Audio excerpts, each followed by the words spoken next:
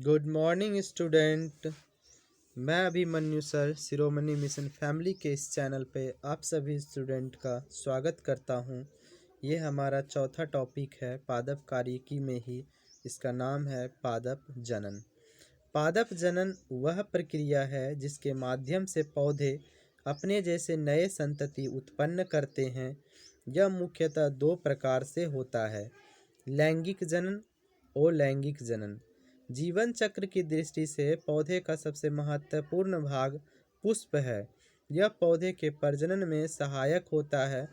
एक पुष्प में पुंकेसर और स्त्री केसर मिलकर प्रजनन अंगों का निर्माण करते हैं। फिगर में देख सकते हैं, यहाँ सबसे ऊपर में है वर्तिकाग्र, इसके ठीक नीचे है वर्तिका और यहाँ अंडाशय है। ये सब क्या है? ये स्त्री केसर कहलाता है। फिर यहाँ पर नीचे क्या है? दल है। दल के नीचे बाह्य दल है और सबसे नीचे है पुष्पासन और उसके भी नीचे है डंठल। फिर इधर आ जाते हैं, बीच में बीजांड है और इसके ऊपर चलेंगे तंतु परागकोश और तंतु परागकोश को कहेंगे पुंकेसर कहेंगे। तो इनके बारे में डिटेल से हम लोग पढ़ेंगे। पराग कणों के परागकोश से वर्तिकाग्र तक पहुंचने की क्रिया परागन कहते हैं, जो लैंगिक जनन के लिए आवश्यक होता है। परागकण की क्रिया दो प्रकार से होती है, स्वपरागन तथा परपरागन। उभयलिंगी पुष्प में पुमंग तथा जायांग के अलग अलग समय पर परिपक्व होने की घटना पृथक पक्वता या भिन्न काल पक्वता कहलाती है, जो कि दो प्रकार की पूर्व पुंपक्वता तथा पूर्व स्त्री पक्वता होते हैं। पूर्व पुंपक्वता में पराग कोश अंडाशय से पूर्व पकते हैं, जबकि पूर्व स्त्री पक्वता में अंडाशय पराग कोश से पहले पकता है, अर्थात परिपक्व होता है। इन पुष्पों में स्वपरागन संपन्न नहीं हो पाता है। कायिक प्रवर्धन प्रजनन की एक अलैंगिक विधि है।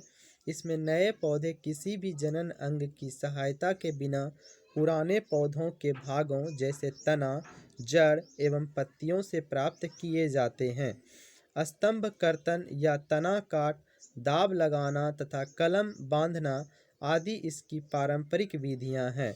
अलैंगिक जनन द्वारा उत्पन्न नए पौधे अपने जनक के औकारिकी तथा आनुवंशिकीय रूप से समरूप होते हैं। इसके विपरीत लैंगिक जनन द्वारा उत्पन्न बीजों से पौधे औकारिकीय तथा आनुवंशिकीय रूप से अपने जनकों के समरूप नहीं होते। उनमें विभिन्नताएं पाई जाती हैं। बोगेनविलिया, कार्नेशन, गुलाब तथा अंगूर में स्तंभ कर्तन द्वारा प्रवर्धन होता है, जबकि कोको में स्तंभ कर्तन द्वारा प्रवर्धन के साथ ही बीजों द्वारा प्रवर्धन भी होता है। इसके बीजों को सर्वप्रथम नर्सरी में उगाते हैं। तत्पश्चात इन नवजात पौधों को मृदा में 4 फीट की दूरी पर प्रत्यारोपित कर देते हैं। दाब तकनीक में पौधे की तना शाखा को दबाकर भूमि से संपर्क कराया जाता है। कुछ दिनों में तना शाखा में जड़ें उग आती हैं। इसे अलग कर नए पौधे के रूप में उगा लिया जाता है। चमेली के पौधे का प्रवर्धन इसी प्रकार किया जाता है, जबकि मौसमी के पौधे का प्रवर्धन कलम बंद तकनीक से किया जाता है। गन्ने का तना ठोस एवं संधिबद्ध होता है, जिसमें पर्व तथा पर्व संधियां पाई जाती हैं। इसमें आमतौर पर स्तंभ कर्तन या तना काट विधि द्वारा कायिक प्रवर्धन होता है। पौधों में अर्धसूत्री विभाजन के अध्ययन के लिए सबसे उपयुक्त भाग होगा परागकोश। पौधों में अर्धसूत्री विभाजन के अध्ययन के लिए उपर्युक्त विकल्पों में सबसे उपर्युक्त भाग परागकोश है।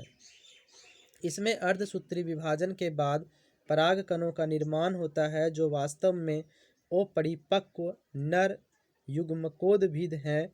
प्रजनन के लिए पौधों पर पुष्प उत्पन्न होते हैं। पुंकेसर नर जननांग तथा अंडप मादा जननांग के रूप में होते हैं। पुंकेसर में पुतंतु व परागकोश होता है तथा अंडप में अंडाशय, वर्तिका एवं वर्तिकाग्र होते हैं। निम्नलिखित में से कौन सा कथन पौधों के कायिक प्रवर्धन के संबंध में सही है? तो इसका आंसर है सी 1 और 3। कायिक प्रवर्धन कॉलोनीय जनसंख्या को उत्पन्न करता है। कायिक प्रवर्धन वर्ष के अधिकतर भाग में चल सकता है। पौधों के कायिक भागों यथा जड़, स्तंभ एवं पत्तों द्वारा जनन, जिसमें लैंगिक अंग क्रियात्मक भाग नहीं होते, कायिक प्रवर्धन कहलाता है।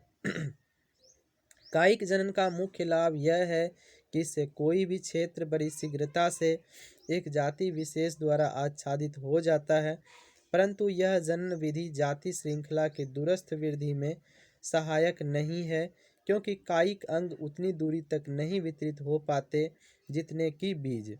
कायिक जनन द्वारा उत्पन्न संतति जनक रूपेण पैतृक समान होती है और उसमें कोई भिन्नता या नए गुण और ओज नहीं आ पाते। कायिक जनन विषाणुओं का प्रसार करने में सहायक है। ये बात गलत है।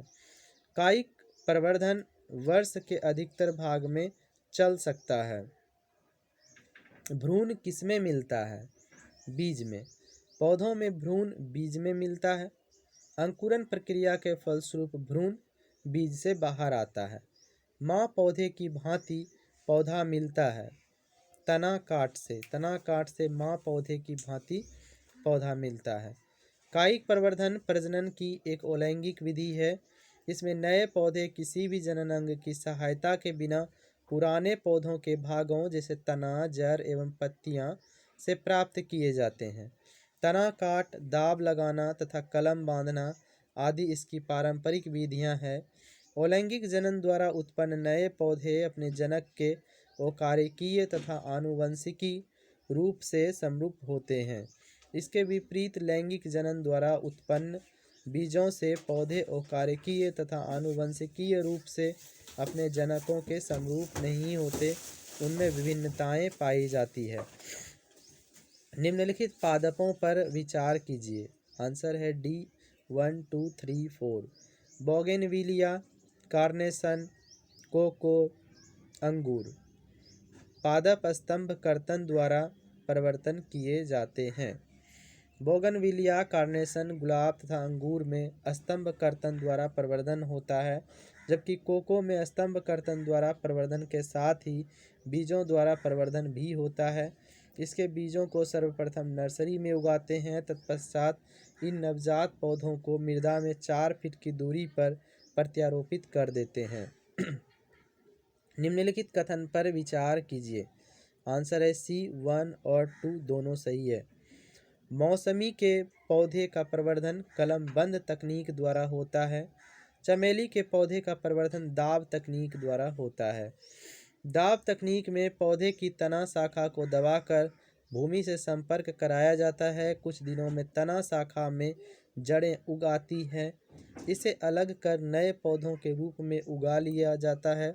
चमेली के पौधे का प्रवर्धन इसी प्रकार किया जाता है, जबकि मौसमी के पौधे का प्रवर्धन कलम बंद तकनीक से किया जाता है।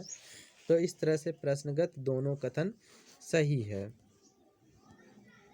अगला क्वेश्चन है, यदि किसी उभयलिंगी पुष्प में पुमंग और जायांग अलग अलग समय पर परिपक्व होते हैं तो इस तथ्य को कहते हैं भिन्न काल पक्वता। उभयलिंगी पुष्प में पुमंग तथा जायांग के अलग अलग समय पर परिपक्व होने की घटना पृथक पक्वता या भिन्न काल पक्वता कहलाती है, जो कि 2 प्रकार की, पहला पूर्व पुंप पक्वता तथा पूर्व स्त्री पक्वता होती है। पूर्व पुंप पक्वता में परागकोश अंडाशय से पूर्व पकते हैं, जबकि पूर्व स्त्री पक्वता में अंडाशय परागकोश से पहले पकता है, अर्थात परिपक्व होता है। एक ही पौधे के एक पुष्प के परागकोश से परागकण का उसी पौधे के दूसरे पुष्प की वर्तिकाग्र में स्थानांतरण कहलाता है स्वजात पुष्पी परागन। एक ही पौधे के एक पुष्प के परागकोश से परागकण का उसी पौधे के दूसरे पुष्प की वर्तिकाग्र में स्थानांतरण स्वपरागन या स्वजात पुष्पी परागन कहलाता है। तो इस क्लास को, इस वीडियो को यहीं तक रहने देते हैं और अब हम लोग मिलेंगे नए साल में, यानी 2023 में। और हमारा इसी चैप्टर का नेक्स्ट पॉइंट, और ये शायद आखिरी पॉइंट है, आखिरी टॉपिक है, आर्थिक महत्व। इस पे बात करेंगे। हमें उम्मीद है कि शायद ये आपको ठीक लग रहा होगा, और भी बेहतर हम प्रयास करेंगे नए साल में एक नए अंदाज में। तो आप सभी को happy new year in advance. तो चलिए ठीक है, ओके, थैंक यू।